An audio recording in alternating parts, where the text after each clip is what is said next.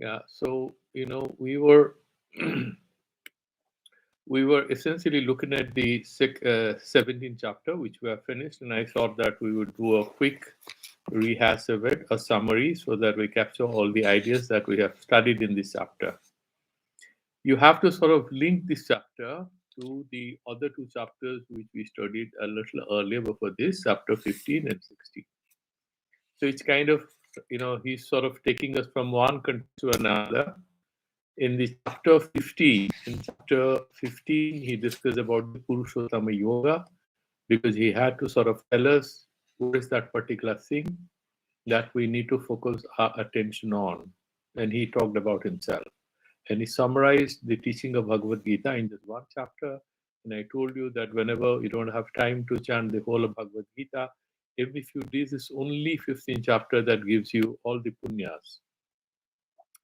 In the 15th chapter, he sort of mentioned two things towards the end, in the verse number 19 and 20th, that the people who are kind of deluded do not know what it is, right? And those who know me like this, who are not deluded, they enormously benefit. And then he sort of wanted to clarify that point further in chapter 16, saying that what is Sattva Samsuddhi? How is that you clarify your mind and you can meditate on me? And therefore, he talks about Daivi Sampat and Asuri Sampat, two categories of virtues, sat positive values, not of your, I mean, it's about your behavior, the way your emotions you sort of play off your emotions, the way you relate to other people, the way you think about different things. So it's all about your attitude, your behavior, your manner of interaction. And then he extends it to cover different spheres of our activities in chapter 16. And saying what are those good things, like whether you are a person who is very humble, you have tolerance, you have patience, you are pure, right? And adroha, natimanita, you're not thinking too much of yourself. So these are the Daivi Sampads. And he says that I have mentioned about these very many times even earlier. And therefore, he sort of now talks at great lengths about Asuri Sampad and Asuri and Rakshas, both the things, because they're kind of put together in one. And he also clarified that asuras are not people with two horns and long teeth or something. They are verily we human beings. And when we develop these qualities, these negative qualities, we sort of behave like asuras as they have, I mean, they are depicted in the different kinds of epics, different kind of literary works, different literary, the Puranas and stuff like that, right? And then in the end of this, he sort of says that Shastra alone is the proof. Those who flout the rules as mentioned in the Shastra, then they do Yaga Kriyas and Yajnas and all those sort of things, they do not get any benefit. And if you're having Ashuric and Tamasic things, as in chapter 16 we did, I push them again and again on the path of darkness, and we've discussed how that happens. If Bhagavan gives us one temptation, we succumb to it.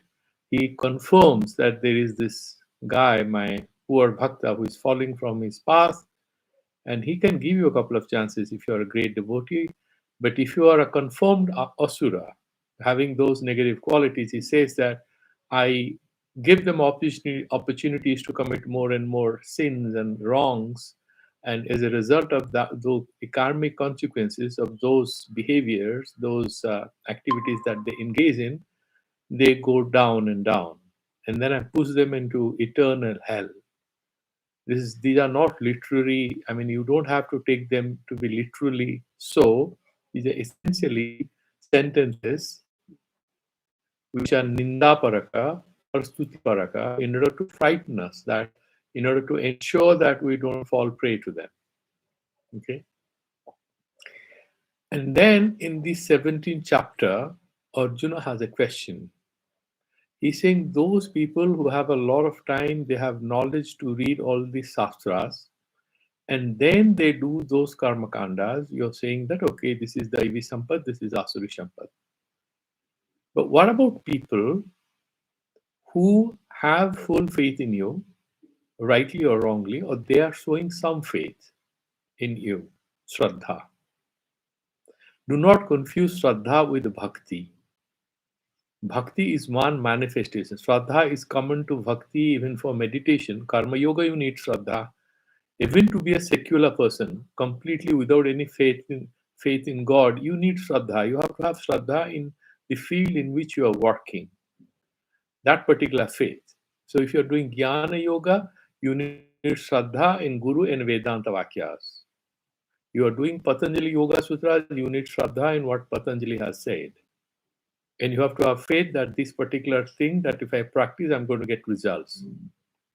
Bhakti is one way of devoting your attention, your karma, your life, everything to the Lord, the supreme benefactor, so that your whatever sadhana you're doing happens easily without much inconvenience or obstructions, which naturally happen on the path of Sreya. If you are on the path of Priya, you have fewer obstructions. If you are planning to do something wrong, you may not face any obstructions. But Shastra says if you want to do something good, there will be 20 obstructions. And therefore, you need God's grace and His protective power to enable you to move towards your destination with a bit of ease. If not with ease, then without obstructions. Now, in this chapter 17, therefore, he's saying, O Lord, please tell me, Ye Sastra Vidhim Ustrujya Yazante Sradhayanvitaha. Those who do these Yaga Kriyas, fire rituals, that means all other, the Yajna sort of stands for all other scripturally approved rituals, but they do not have time to get into the details of doing it exactly as the Shastra requires them to be conformed. Okay, please mark the difference. You have respect for a certain puja to be done, like you want to fast on a Saraswati puja, but you do not know the rules. You don't have time to study them, but you have respect for it. You have faith in it, in your doing.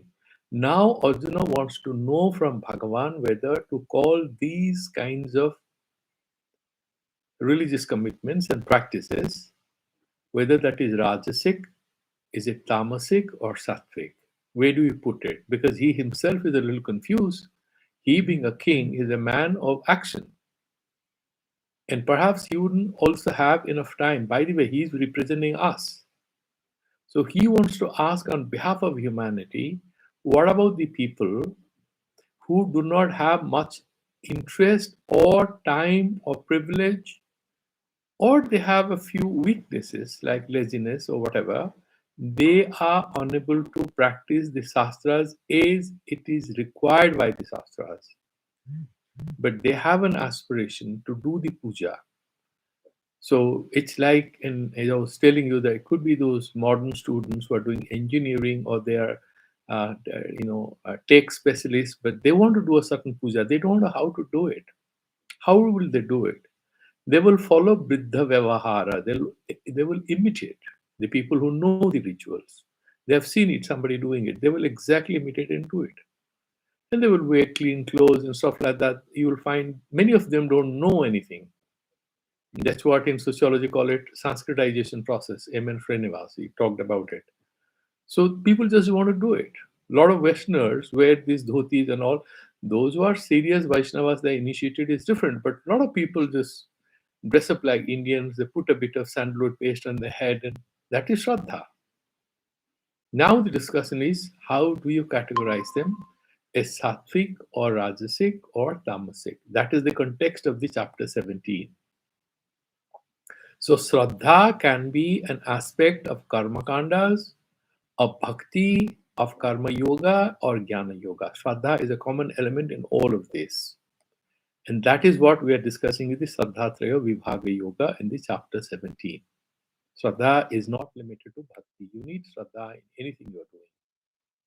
And depending on the particular task you have at hand, the nature, the intensity, and the type of Shraddha will vary. Like, for example, a soldier is there.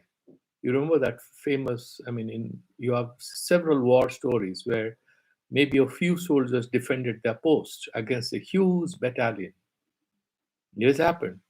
There was faith, there was trust. That is also Shraddha, that they had great respect for what they were doing. They have great dedication. So it's a kind of mixture of faith, trust, and willpower. And these willpower sort of emerges out of and is reinforced by Shraddha, faith or trust. Okay?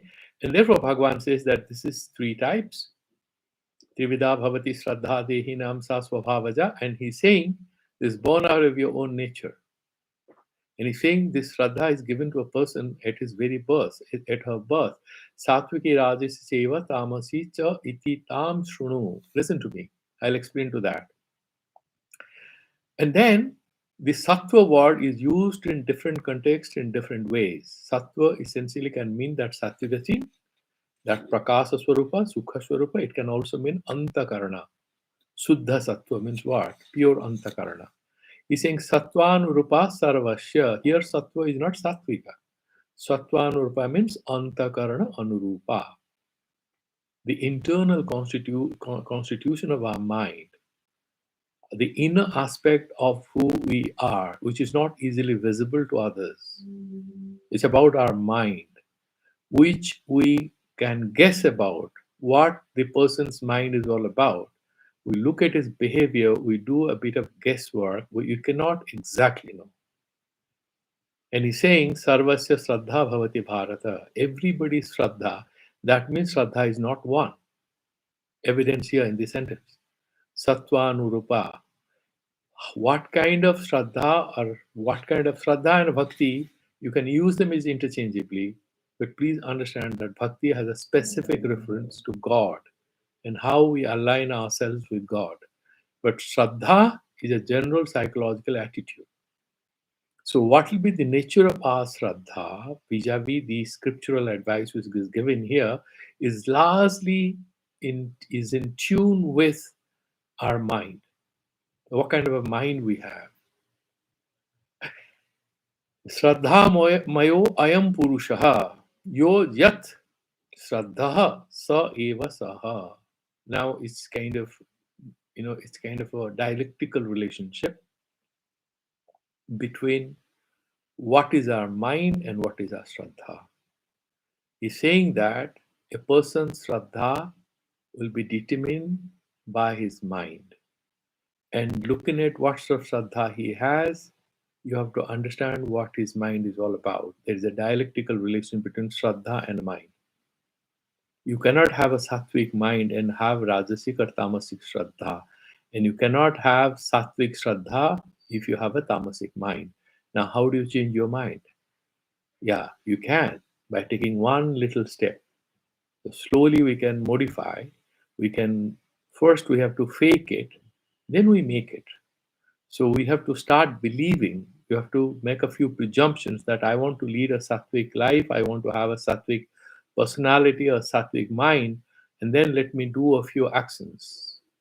That third, that one thought that we entertain could be one little but very significant step towards transformation. So it's not biological, it's not fixed, but nevertheless, Bhagavan says that this is swabhavaja. The moment we are born, we have this swabhava, whether you are sattvika, rajasika, or tamasika, based on the karma you are inheriting. But then as we grow up, of course, we have to put it in the context of whatever we have studied from modern psychology. We have your socialization, your context, and at the end of the day, you will find three siblings in the same family with same conditioning, same privileges and deprivations behave three different ways, don't they? There's this famous statement: the fire that melts the butter strengthens the steel. You know the famous story about the great writer, I mean, he's one of my favorites, the Russian author Anton Chekhov. He was abandoned by his father, who was a drunkard. And his father used to beat up children and his wife, and he was a great debtor. He used to take a lot of debt and he used to gamble. And he was a social wreck, and he ran away from sort of with his children to Russia, and he abandoned Chekhov where he was, and he didn't know where to go. and he had to start working in different places. At the age of 14, 15, he abandoned him on the streets. And then he was a great student and he managed a scholarship and landed up in Moscow University. And then, he went to visit his siblings. He had no, what do you call it, reservations. He had no hesitation in meeting his parents. He knew they are unfortunate because they don't have an understanding which is evolved. He was a great sattvic person. And if you look at his stories, if you read his stories, you find the extremely spiritual. And you can see the pain. And the poor fellow died at 48 because I think tuberculosis. But you can see how much his kind of extraordinary mind, with an element of sadness, acceptance, curiosity, and at the same time a sense of wonder about what life is all about. So, how do you explain that none of his other brothers didn't even write one poem or one story? So, there is some karma. I'm not generalizing, but the Shastra says it, and I'm tempted to believe that all of us have our own karmas. And Bhagavan says that the Shraddha will emerge out of the karmas which are kind of loaded in the hard disks that our subconscious mind, our unconscious mind, they carry. But then he gives us opportunities to turn it around. And that is the good news in whatever he's telling us in Bhagavad Gita. It's not a story in which we are kind of caged with a karmic past and we have no opportunity whatsoever to transform our lives. So he's saying that what are these devatas? They will be Jayante Satvika Devan Jakhya Rakhyasi Rajasaha. The Rajasi people, they propitiate the Jakhyas and Rakshasas. They're Rajasic people, like Kuvera and all the people. And then the Yajana Kriya, the fire rituals, the offer of food and other spiritual things for the gods, they do the Sattvic people. And what about the Tamasic people? They have different orientations. Pretan, Bhuta, Ganang, Sanye, Yajante, Tamasa, Danaha. They believe in these occult practices. They go to tantrics and they don't believe in God, but they believe in ghosts and spirits. You'd find quite a few of them. And then he's saying, Asasra vihitam ghoram tapyante ye tapojanaha dambho ankara sanyuktaha kama ragavalan vidaha karsayanta sarirastam bhuta grama mate achetasaha mang chevanta sarirastam tan vidhi asuri nishchayan. And this is kind of mentioning that the asuric and the rakshasic, these people, these tamasic people, first thing, they don't go by what the shastra says. They'll go by what their mind says. That is one important marker. And then what? And they do a lot of ghora tapasya, unimaginable amount of powers. That's one of the reasons as to why in Patanjali Yoga Sutra, in the third chapter, when he's talking about siddhis, he specifically mentions that you can get these siddhis by doing the yoga, but they are a distraction and they'll not take you to your destination. Why? Because we have enough examples of a lot of asuras like Ravana and Hiranyakashipu and several other people who used to do ghora tapasya and get a lot of powers, but they did a great amount of harm to humanity, to society as such. So ghora tapasya they do, and then they have dambha and ahankara. That is what is the powerful force behind them. And kama raga balanvitaha. They have kama and they have desires and they have raga and bala, and they're kind of motivated by these. Karshayantha sarirastam bhuta gramam atitasah. And these are mudhas, they're deluded, they're not much aware. And so they push their body around, they torture it because they want powers. Okay? Mang Sevanta Sarirastam, and I'm inside, they don't realize it. That I'm that Jivatma, I'm in them, and they do a lot of torture because they want a lot of powers. And then you please understand that these are asuras. That's what he mentions. And then he goes to the next thing. He's talking about three types of food because you see, what kind of food we eat largely determines, and that's also mentioned, isn't it, in the Patanjali Yoga Sutras, that our ahara also has to be sattvika for us to succeed.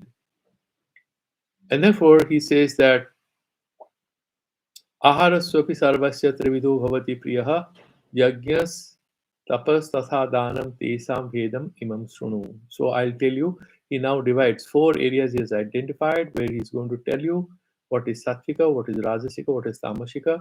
One is food, the other one is yajnas, then tapas, and then dana, donation. And tapasya, tapasya is those yogic exercises. And then you have the yajnas, fire rituals. Okay. And the food, he has already mentioned that it should be without much spices, a little ghee maybe, right?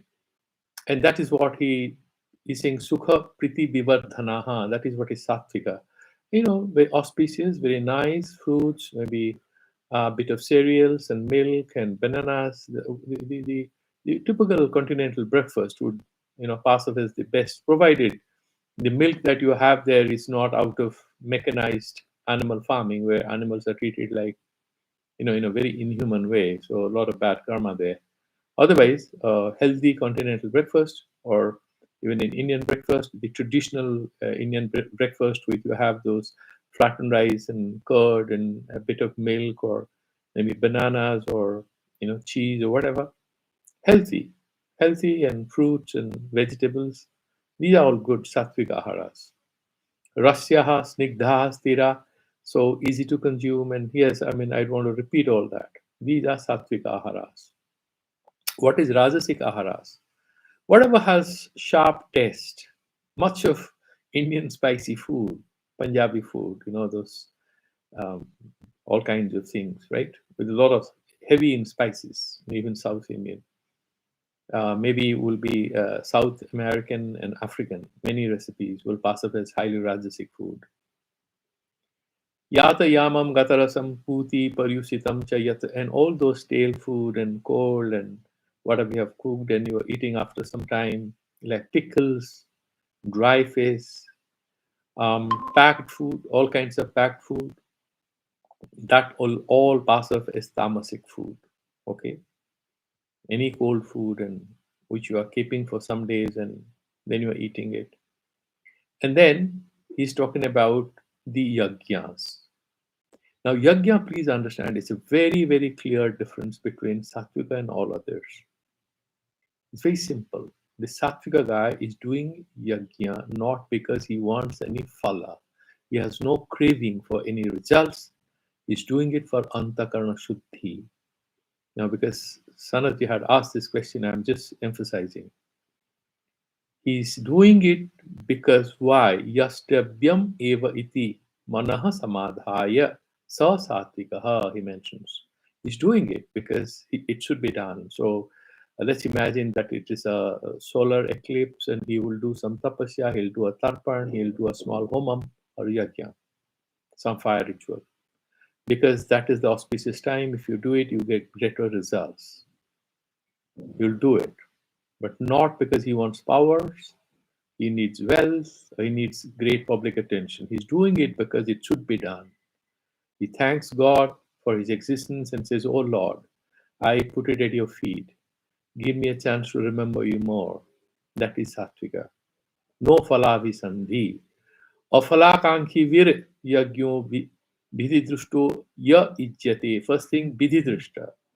It's prescribed. He knows. Now I tell you, the question was what?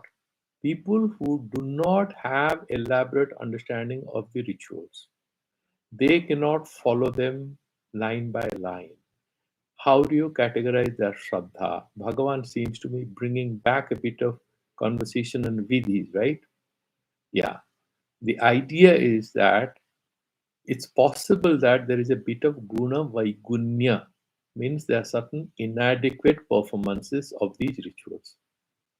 However, these inadequacies are taken care. Bhagavan will tell later on that you have to say Om Tat Sat and I'll fill the gaps. Why? Because you are not looking for any results. If you are going to somebody and you are not expecting anything in return, you just give him a rose. Forget about pack of sweets. Just a rose on his or her birthday. He or she knows you don't want anything. He or she would be very happy. But you go to him with a whole pack of chocolates and flowers and everything, but you have applied for a certain project, and he's the approving authority. He's not even going to smile at you very well because he knows you are a troublesome character. You want some benefit. That's why you are there. It's like a lot of staff come with new diaries and a lot of flowers and everything on the new year. It's just coming, right? A lot of people will come to you and you will not smile because you know this guy has come for a certain purpose. So the Satvika guys who are doing yajnas, they don't have any phala visandhi, and therefore Bhagwan is pretty happy, even though they are not being able to observe it, in great detail, but the Shraddha is intact. Okay. Then the Rajasi guy has Abhisandhis, but still it's fine. Abhisandhaya tu phalam dambhartam apicha evam eva yat ijjate bharata shrestha tang yagyam pithi rajasam. So he has some result for some craving for results, and he's doing it, or he wants to show off because of his dambha that I'm powerful guy, I'm doing this yajna. That is rajasa. He will get some phala. That phala is not permanent. That you're okay. Adhruvam chalam. He will clarify that later on. Okay. And then there are this third category guys. They don't have any interest in any vidhi.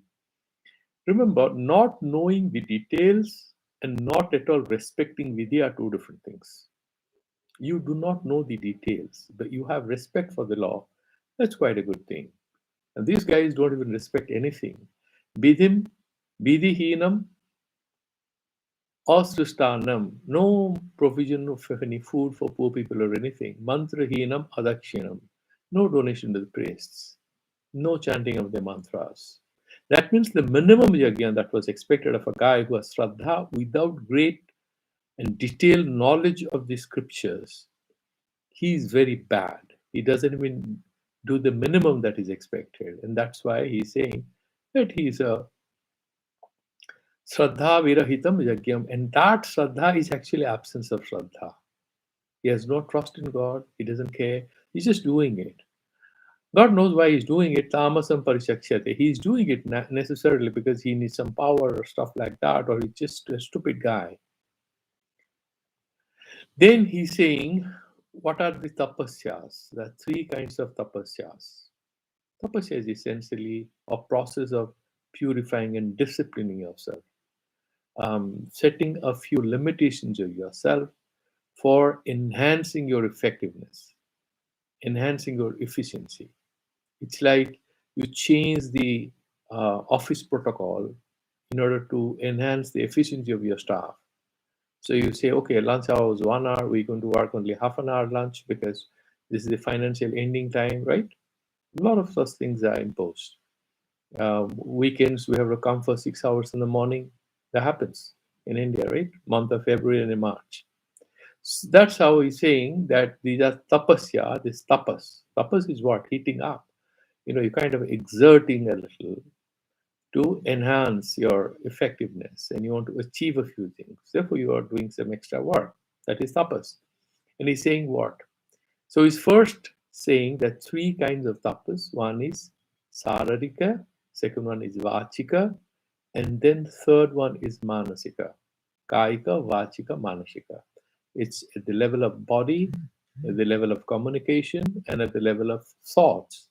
The subjective aspect of it. So what are the sararika thing? Deva Dvija Guru Pragyam Pujanam Shocham Arjavam. Being straightforward, being simple, straightforward, clean, Socham, and then doing these respectful services, like having respect for the temples or the religious, the inner sanctum, and then Dvija, as I was telling, and Dvija and Guru are your acharyas. Dvija is a relevant thing in our present context. Perhaps we would refer to the people who are more cultured and who are kind of respectable people. And then Pragyam Pujanam, wise men, and Brahmacharyam Ahimsacha. Ahimsa is very, very important here. And that's why the food also was mentioned here. Basically, vegetarianism is very great because you are not harming somebody because you want to taste something good. You are not taking somebody's life. And brahmacharya is clarified. It's not abstinence. It's celibacy here would mean whatever is approved. So if you are not indulging in licenses activities, um, a healthy conjugal relationship with wife is very much brahmacharya. That's not a problem. Sariram tapa uchyate. And what is that vachika tapasya? What is the constraint, temperance that we can do at the level of communication? Anudvegakaram vakyam, and I think this is very important for our society. Anudvegakaram vakyam satyam priya hitam cha yat. It has to be helpful, hitam. We should not put someone in trouble because of whatever truth you are saying in a very excited manner to be famous as a truthful guy, but you are actually harming somebody. And priyam should be soothing. You should know how to present it, even if you're telling it. You can always present it in a way that is palatable to the other person. And anudvegakaram, very critical. You should not harm, you should not traumatize somebody. We shouldn't be rude to anyone, right? And swadhyaya bhyasanam cha eva. And then these are other regarding communications, and there is self-regarding use of voice or sound or whatever. What is it? You have this chanting, swadhyaya and abhyasanam. So like you do this abhyasa, mantra abhyasa, or chanting and other thing. So eva vangmayam tapa uchyate. Then he says, mana prasada swamyatvam, maunam atma vinigraha, bhava sansuddhiriti tat tapa tapo manasam uchyate. Manaha prasada. All the time you should be, happy, smiling, right? And then somyatvam, that you have to have that internal peace and kind of, immediately the person sort of comes to our mind is the Stoic thinker, great thinker, Marcus Aurelius.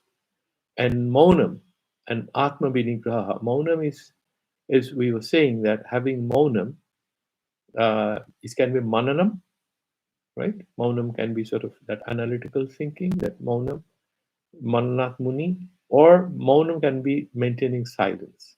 So it's kind of discarding engagement, any temptation to engage in unnecessary thoughts or unnecessary words.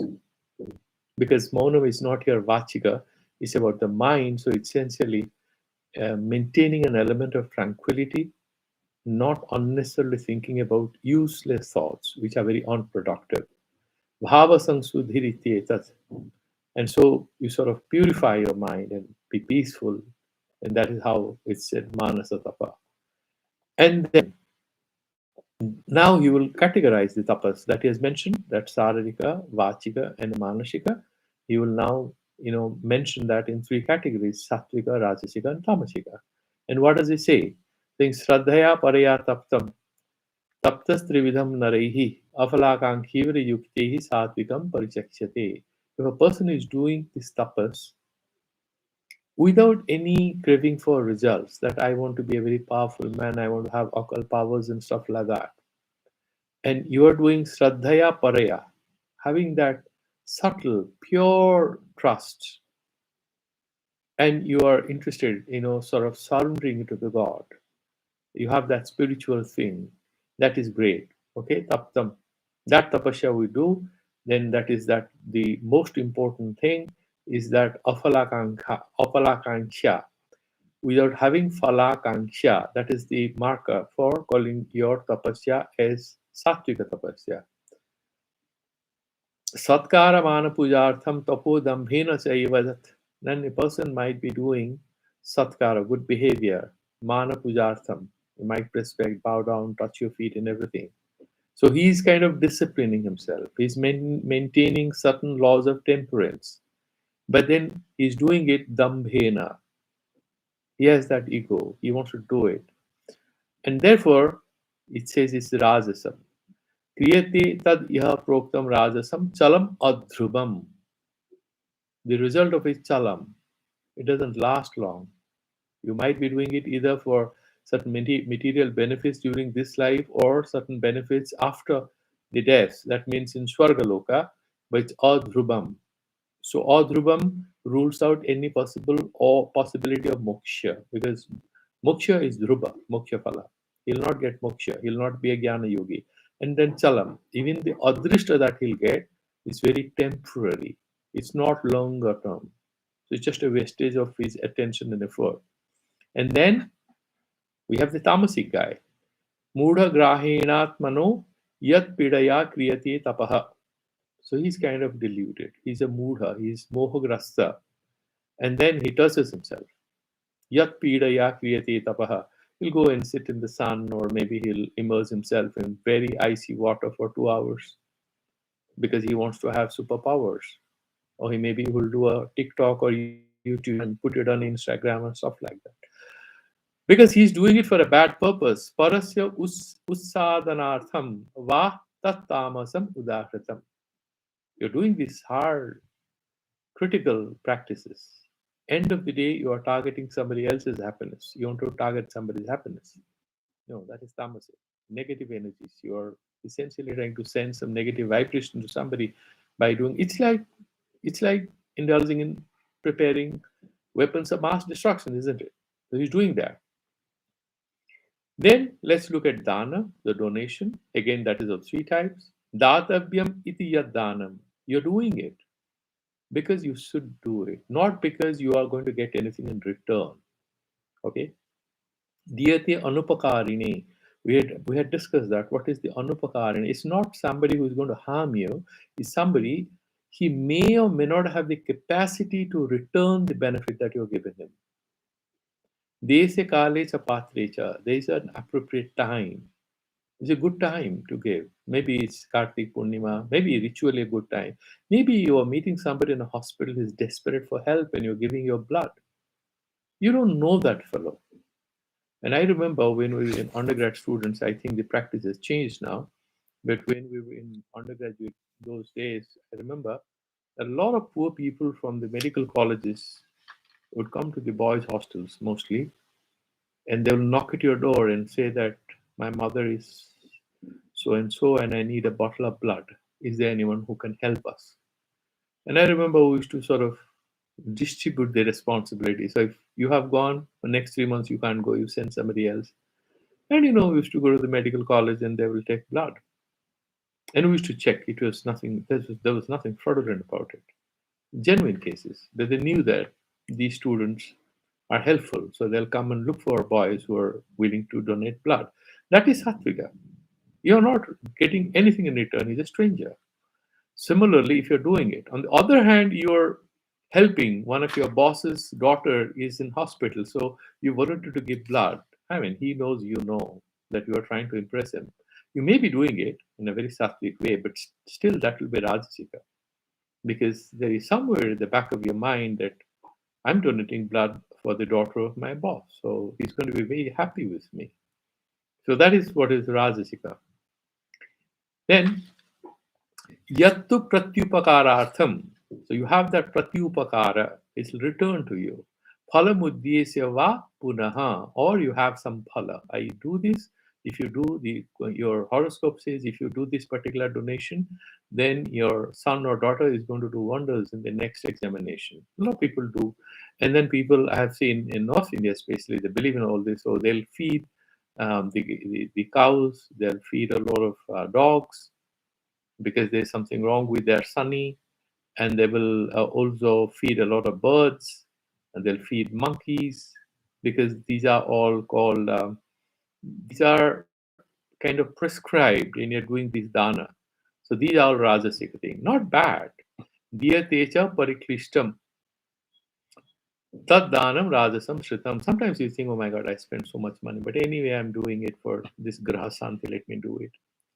Adesa kali yaddanam apatrebhyascha diyate, and then an apatra. You're giving some money, and this is I was mentioning is a drug addict, or maybe she's a woman of questionable integrity, and she's a dancer or something. She tells you, and she's beautiful, she impresses you. You give her money, and she say you are the sweetest guy I have met on earth. You're super happy. That is not even rajasika. That is tamashika, because apatra and adesha or kala. They're not right place, not right time. And that fellow is also a patra. And patrata, we have discussed that earlier. Patrata is parakshana. This guy is living a life of virtues. with which he can protect himself and can also, with his presence, benefit you. He is Patra. That is why, when we are looking for a groom for the girl in India, what do we say? We're looking for a Patra for our daughter. Why? He, with his, maybe he, I mean, earlier days where we had those gender biases, we had a lot of gender inequalities, the girl was kind of, you had that Kanyadana, isn't it? I mean, a very horrendous thing. Marriage is kind of coming together of two people, but then we had Pani Grahana. Pani Grahana is not receiving a glass of water, it's about receiving a hand. And she's kind of surrendering to you, and in whatever that is. Now, here, that dana is tamasika if you're giving it a wrong place. Okay, if he sees he or she is apatra, you're giving it, he or she doesn't deserve it, not good. Then he mentions, now he has mentioned about what is the tapas, the yajna, and ahara and dana, right? And tapas. He has mentioned all that.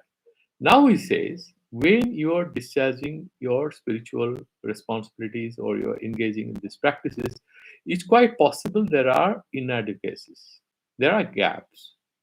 And how do you fill those gaps? In the yajnas or in the tapasyas you do, or you are doing some danas. Maybe whenever you're giving a certain dana, there's supposed to be a certain dakshina to be given.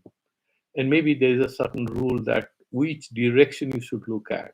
When you're offering water, you look at the east direction. When you're offering water, doing tarpana to the devatas, then you look at the northerly direction while offering water to the rishis. Then you look at the southern direction because that is Dakshinayana Marga while offering water to the Pitris. And you are supposed to do Sabya and Apasabya. You are Sabya while doing Devatas. You put your thread on your neck while offering water to the Rishis and you put it on the right side. You become Apasabya. Sabya is left shoulder. And you put it on the right shoulder while offering water to the your Pitris. That is the law. What if you have forgotten to do Apasabya while doing? Or what after Apasabya you are supposed to be Sabya while offering water to the gods. Towards the end of this ritual, you offer water to the sun and Narayan and other people. You have to do Sabya, Apasabya several times towards the end. But you have forgotten it. So what have you done? You have committed an error, isn't it? So how do you do it? He's saying there is a way to fix it. Okay? That fix it is like Om Tassad iti nirdesho Brahmanas Trivida Smritaha. And then तस्माद् ओम इति उदाहृत्य यज्ञनो ब्राह्मणस्तेन वेदास्य यज्ञास्य विहिताः पुरा तस्माद् ओम इति उदाहृत्य यज्ञदानतपक्रियाः प्रवर्तन्ते विधानोक्ताः सततं ब्रह्मवादिनाम्. So first he's saying Om Tat Sat. And he's saying that even if you say only Om, you have great help. What to say if you can say both Om Tat and Sat? Tat is that Brahman that you are referring. The next verse you will say, Tad iti anavisandhaya phalam yajna stapakriya. Without any phala avisandhi, when you are surrendering, you are doing everything and you're saying Om Tat Sat, everything at the feet of, I mean, he doesn't have any feet or she doesn't have any feet. You're saying, okay, it's all offered. Om Brahmani Swaha. Om Brahmar Panamastu. We do that. We say that Om Brahmar Panamastu. We are referring, offering everything to the Brahman, the Param Brahman. Nothing, no phala, nothing, niskama sankalpa. If you're doing it, again, the pravartante vidhanoktaha tatam brahmavadinam. Then he says, again, tapakriyaha dana kriyasa vividhaha kriyante moksha kankhivihi. It's very clear. You do this samarpana and you do this sankalpa, which is niskama sankalpa, and offer everything to divine. Why? You are very intelligent. You know that if I keep certain results for myself, I'll have limited results, which are chala and adhruva. It's passing in nature, it's never permanent, it'll never give me any happiness which is sustainable for a long time. I surrender everything. The ultimate happiness, we have discussed that verse. You have a well, you have a jacuzzi, you have a tub, you have a water tap, you need water from all that. What when you reach the ocean, when there is flood? There is water everywhere. Are you going to look for the water tap or the bathtub? No. Sarvata Samprab, when everything is kind of covered with water, you're not looking for a well or you're not looking for a lake. No, there's water everywhere. So when you reach that Brahman, when you reach that ultimate truth, where you don't exist with your name and form, you don't exist as a knower. There is no knowing, there is no known. There is Chinamatra Eva, that pure consciousness. Then so that is how you offer, because you want to. Then he clarifies that moksha kankivi. Just imagine that, okay, you are not Advaitavadi. You are like Vishishtadvaita or Advaitavadi. That also, moksha for them would mean actually going to, Lord Vishnu, or Vishnu Loka, or Shiva Loka, or whatever. Even for them, that complete surrender and offering of the results of whatever you're doing to the Lord and total dedication, and what they call prapatti or saranagati, that sort of enhances the overall outcome of this without we having to ask for it, seek it. Okay. Then he's saying sad, om tat sad. So when you say sad, what does it mean? Sadbhave sadhubhave cha, sadbhave sadhubhave cha, sad ityatat prayujyate, prasaste karmani tatha sasabdah parthiyujyate. When you add that sat thing, first thing it establishes that it's sat. It's sat sankalpatmaka. It's a sat karya, and sadhu, that sadhu thing, that sat karya. Both these things, the ethical nature of it is enhanced, and then it is bhavatmaka. It's not nirarthaka. Both those things, and we have dealt with it at length. So yajna tapase dane cha sthiti sad iti cha uchyate. So if you do yajna tapa dane cha sthiti, what is that? Your avasthiti. Where do you reach? Sat. That means, yeah, you are kind of you are orienting your activity, your behavior, your practice, your consciousness, and that becomes both sat and sadhu, both. Karma cheva tad arthiyam, and the karma you do becomes tad. Tad here is Brahman. Tad arthiyam, all oriented to the divine, the ultimate self, the truth absolute. It becomes tadarthiyam. Sad ityeva vidiyate. And then towards the last one is that red line he always draws to alert us, to warn us. Asradhaya hutam dattam tapas taptam kritam cha yat asad ityuchate partha na cha tat pritya no iha. Now, if you don't do these karmas in a sattvika way, you do in a rajasic or tapas, especially if you do it in a tamasic way, if you don't have this shraddha, you have these shraddhas, that is different. And you don't have any shraddha, because the Arjuna's question was, how do you deal with shraddha of a person who doesn't know the details of how to do these rituals? Bhagavan has said, you don't know the details, not a problem. Have full faith in me. Surrender everything to me. Do not have your own egoistic cravings for it. You might get some results, they are passing in nature. You surrender everything to me, yoga khema vahamyaham. I will protect what you have, I'll give what you don't have. And I'll ensure that you stick to your game plan. Your game plan is to do your work in a way with niskama, niskama bhavena, ishvara arpana buddhya. You will do these activities, and then there is antakarana shuddhi, then you can have vairagya, then you will do shravana manna vidhyasana. You don't have to run away into forest right away. I mean, as Vedantis, we interpret it as if Bhagavad Gita is only about jnana and jnana. No, it's about everyone. It's for everyone. Okay, and that is how we have sort of come to this beautiful chapter. It's a very easy chapter. There were no big theoretical concepts or anything, but these are very practical advice, and these things have a great relevance to the way we discharge anything. It's about it's about everyday life, isn't it? Sometimes you give a gift to your relatives, to your friends. Now you know what is the advice here. So if you are giving a very costly gift to somebody because you want to be remembered, you want someone to mention that Mr. X gave this gift to me on my birthday. whether it's your wife or sister or daughter or anything. The gift should be out of a lot of love and affection and without any falakanksha and without any dambha, without any show off. Because otherwise, that's going to qualify as tamasika or rajasika. We want to make it sattvika, then there should be a lot of love that should accompany the material gifts we give. And even if you forget to bring any great gift, if you don't have money, you buy the simplest gift but with a lot of love. That's going to actually make that other person so happy because you're doing it that out of genuine love. I remember I had a friend when we were school, and there was so much of pressure to buy greeting cards, and the pocket money was to be limited those days. And I remember I had a friend, and he had a wonderful idea.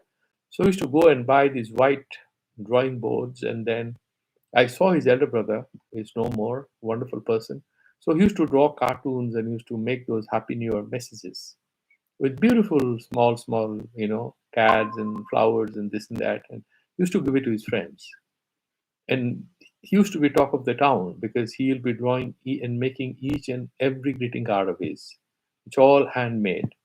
And that became a practice amongst many of us that we used to make our own greeting cards. And I've seen that the other person who is receiving it used to appreciate it more than the cards you might have purchased, giving some money because you have some money. But the love element of it, most of the time, may be missing. So the idea is this chapter is that bring in three, four things.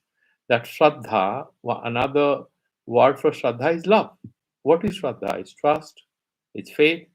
Isn't that love? Yeah, it's love for God, it's love for the people, it's faith. So that positive, beautiful thing, if we bring in, then everything becomes good and auspicious. It becomes Sat and Sadhu.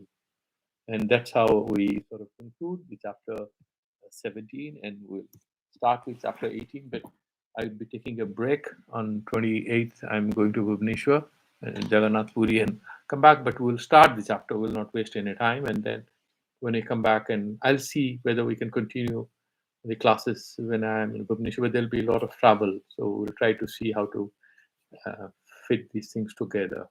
So I'll be putting an end to the YouTube, and we'll carry forward tomorrow. If you have any questions, you can ask in the Google Meet.